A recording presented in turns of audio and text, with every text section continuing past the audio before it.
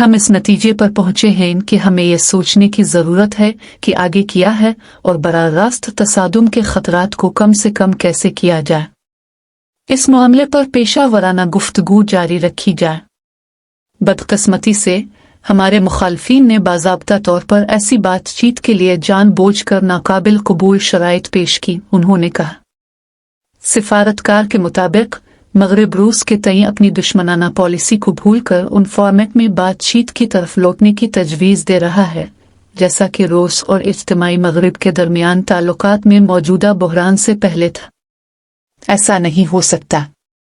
میں سمجھتا ہوں کہ سیاسیات کی کمیونٹی اور مغرب میں حکام بھی اپنی گہری حالت میں سمجھتے ہیں کہ سوال کو اس طرح رکھنا درست ہے اور ہمارے لیے ناممکن ہے۔ ریابکوف نے کہا کہ براہ راست اور شدید تصادم کے حالات میں بنیادی سلامتی کے مفادات سے سمجھوتا کرنا جس میں مغرب ملوث ہے۔ پریماکوف ریڈنگز کا انعقاد پہلی بار 2015 میں کیا گیا تھا۔ فورم نے بین الاقوامی تعلقات کی ترقی، بین الاقوامی سلامتی کو درپیش چیلنجز اور عالمی سیاست کے اجزاء کے درمیان تعامل کے نئے ماڈلز پر بحث کے لیے ایک مستند پلیٹ فارم کا درجہ حاصل کر لیا ہے۔